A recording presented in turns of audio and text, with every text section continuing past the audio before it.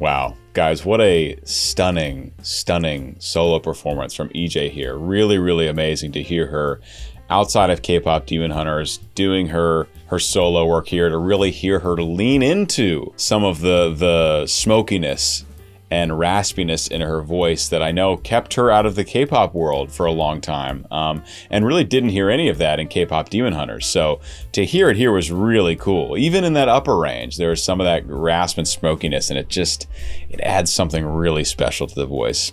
I love EJAE. I love this artist. Immensely talented, beautiful song. I had a great time reacting to it and analyzing the voice. I hope you guys enjoy as well. I hope you learn something. I hope you gain appreciation for this artist. That's my whole goal here. And I'll see you afterwards. I was thinking about space and not the one between us, where we can take 1,000 worries and leave them there. Nothing falls, nothing fades, nothing withers away.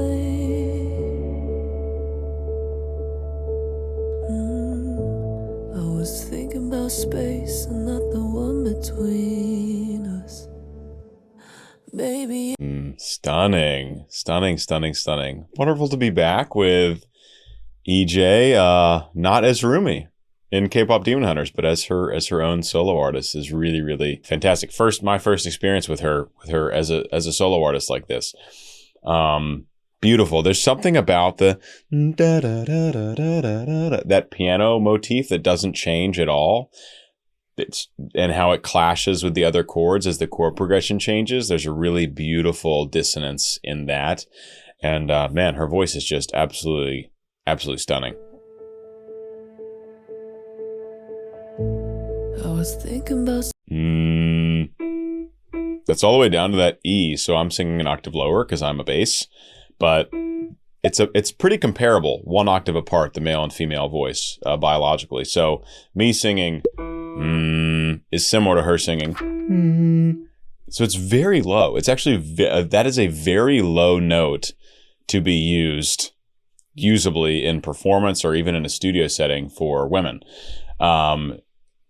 In her live performance on Jimmy Fallon, I know she was dealing with bronchitis recovery, but she sang a low C, which is for me like singing that note, like crazy low to have that in a solo performance. And even the low D that she did in the studio version of Golden, crazy low. She does have a very low. There's a lovely resonance to her lower range. space and not the one between us, where we can take 1,000 worries and leave them there. And see how gently and intimately and softly she's approaching these first few lines. It's low in her range, yes, but there's also a delicate approach to it. Saving a lot of power, saving a lot of saving range, vocal intensity, all that for later in the song once it's gotten revved up. Right now, it's like she's just whispering in your ear, or like she's having a conversation with herself. Very soft and intimate. Beautiful. We can take 1,000 worries and leave them there. Nothing falls, nothing fades, nothing withers away. So we're in A major. So just getting up to that A4. So this is a full octave still lower than how high she sang in Golden, for example. So this is very much in her chest range, no problem. But she's taking a really, really light approach to it. Falls, not even there. Nothing falls, nothing fades, nothing withers away. Love the little bit of vibrato she's allowing to come in. Just shows a freedom in the voice. Vibrato, a natural, really consistent vibrato is the voice in its most free, easy form. Because when this is all relaxed and you have to have some tension. If you don't have any tension, you just crumple over into a ball. You have to have some tension to function in your body. But the right amount of tension, if you have it in your vocal tract, then the larynx actually tilts back and forth. That's really what the vibrato comes from. And if you actually have to add tension to create a straight tone. So straight tone means more tension. Vibrato is a freer way of singing. Now there's great times to use vibrato. Obviously, we use it all the time in the operatic world. But if you're looking for blending, really good blending, you don't want to use it because it doesn't blend as well. So if you listen to like a chamber choir, it's all straight tone. And a lot of pop music is straight tone until the long notes, and then there's vibrato. Same with musical theater, a lot of straight tone until the long notes. And to be able to do both really well is just a good sign of vocal control. And to be able to do the vibrato well, which is less common than straight tone, you have to have that vocal freedom, which EJAE clearly has. The weather's away.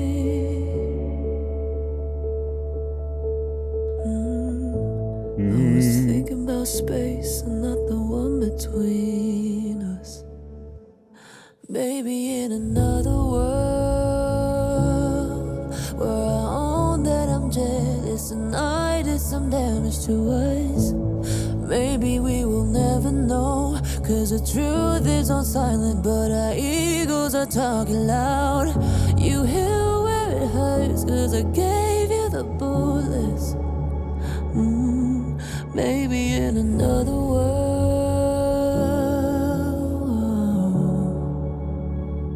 So this is clearly our chorus here, but oh, look at this new YouTube function where you actually like the video while you're in full screen. We're into this chorus now. Now she just started poking a little bit more at the power she has in her voice, but for the most part, it still stays very, very intimate. Very intimate singing. We're still not going high in the range. It's just beautiful, and it's really rare you actually hear basically just voice and piano. That is very much a thing of the classical world. Like, I've done tons and tons of recitals, vocal recitals, where it's just voice and piano, and that's very, very standard.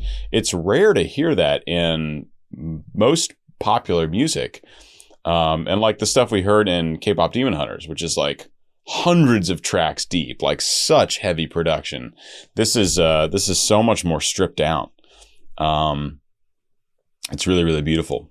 I did some damage to us. Now there are some added atmospheric elements you'll hear in the background. I'd be shocked if we didn't get some strings in here at some point, but the overwhelming focus is the just voice and piano. Maybe we will never know, cause the truth is on silent, but our egos are talking loud. Right there on egos, she just leans a little bit more into that chest resonance, and you hear that little bit of power. Still subtle, so still nowhere near the top, but it's more than what we heard before. The truth is on silent, but our egos are talking loud. You hear where it hurts, cause I gave you the bullets. Maybe in another world.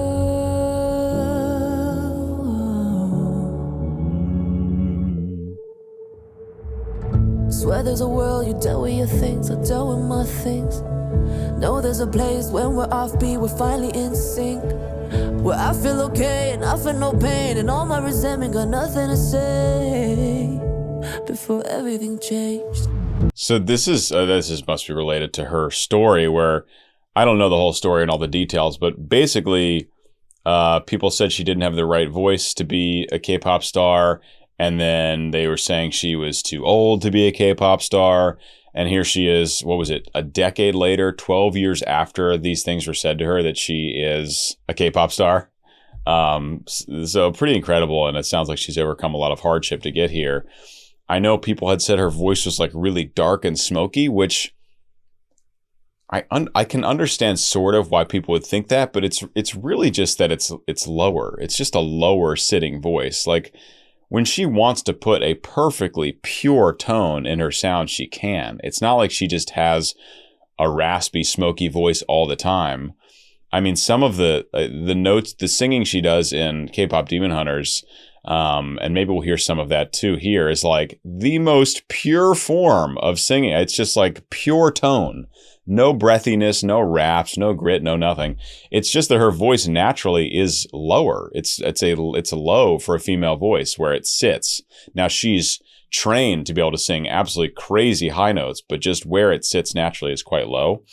And so naturally that has like a darker feeling to the voice, but I'd like to speak with the people who said she has a too low, dark, smoky voice to sing in K-pop. Obviously they were wrong, but that had never made sense to me hearing her sing. Swear there's a world you dealt with your things, I dealt with my things. Know there's a place when we're offbeat, we're finally in sync. Where I feel okay and I feel no pain, and all my resentment got nothing to say. Before everything changed. Maybe in another world where I own that I'm jealous and I did some damage to us.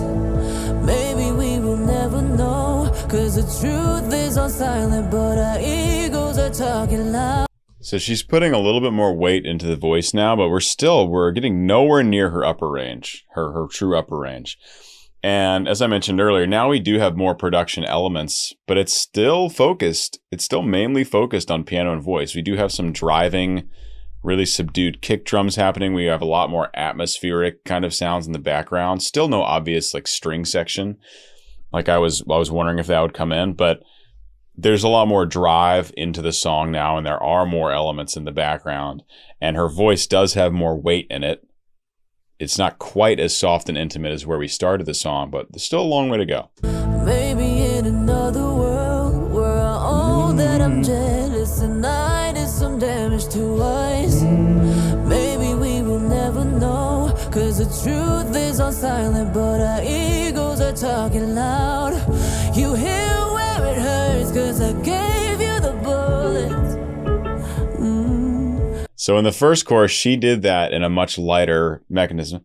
It was a very light falsetto head voice approach. And now here, I'm not going to attempt it, but she's carrying her chest voice up through that A4, that high A. Not the higher A that she sings in Golden, but still a high A. Hurts 'cause I gave you the bullets. Maybe in another world.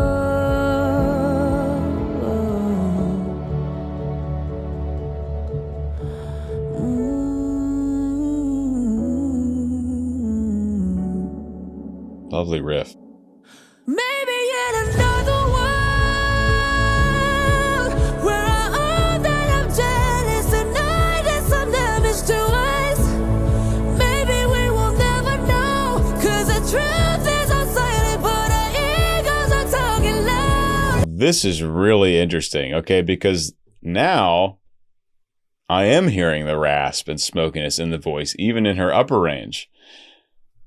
So I'm wondering how, I don't remember hearing any of that in K-pop Demon Hunter. So I'm wondering if this is just, if this is actually an intentional, like she can really turn it off and on. That must be the case. You know, a lot of times when you hear a raspy, smoky singer, that's just how their voice sounds. And you can train better vocal fold closure. So maybe that's what she's done. Maybe naturally her voice is a little smoky and raspy, but she's trained so well that she can actually get a really pure tone when she wants it. Because there was some very, very perfectly pure tone she sang in K-pop Demon Hunters. But this is really cool to hear because she's in that upper belt range. All the way up to E5 above tenor high C. Very, very high belting. And there's rasp in it. There is a bit of smokiness to it, which is a really, really cool quality. Maybe in another world where I own that I'm jealous and I did some damage to us. Right?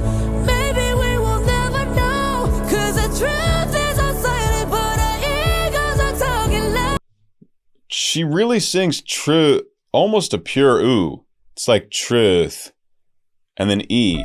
Now, singing oohs and e's up on that high of a pitch is not ideal for the voice. You want to be big mouthing it up there. So it's really awesome that she's really staying true to those vowels as close as is humanly possible. No, 'cause the truth is on Truth. So it's not quite truth, but it's pretty close. It's pretty close to a pure ooh for being that high. us.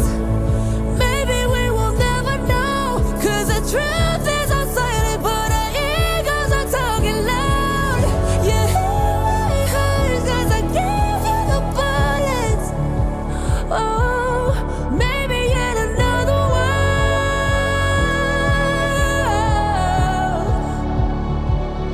So she got up to the really high A.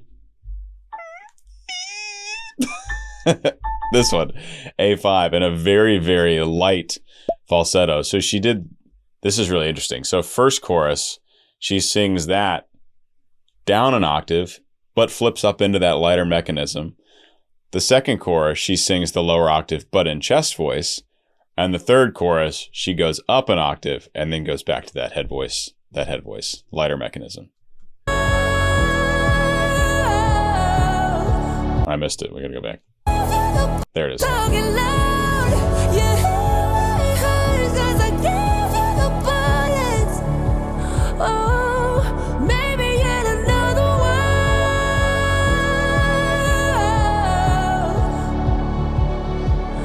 one. Maybe yet another one.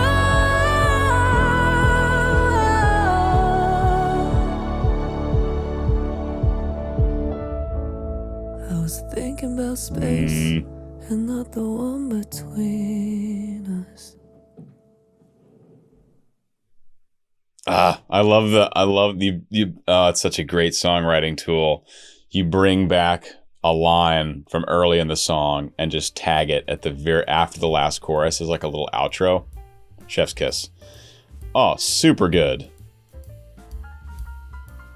Oh, so sweet. Yeah, so I assume this is real, like, family footage we've seen throughout this music video of her life when she was much younger. As a kid, look at this teeny little EJ at the piano. Adorable. Awesome stuff. Great to hear her in her solo work outside K-pop Demon Hunters. I think there's no question she is a massive K-pop star now and deserves it. It was really cool to actually hear that rasp and smokiness, like she really let it go in this solo piece. In K-pop Demon Hunters, it was as I recall, it was a very pure singing tone. So very cool that she can do both. Very talented. This is a beautiful song. Hope you guys enjoyed. Hope you learned something. Hope you gained appreciation for the singing and the music and this wonderful artist. That's my whole goal here. If you did, please do consider supporting me on Patreon. Links in the description. That's the best way to support me. And yeah, guys, that's it. If it's not out yet, I'm doing a full reaction and analysis for the entire K-pop Demon Hunters movie. It will probably be out by the time you see this, but if it's not, keep a lookout for that soon. And I'll see you in the next one. Leave recommendations below. Peace.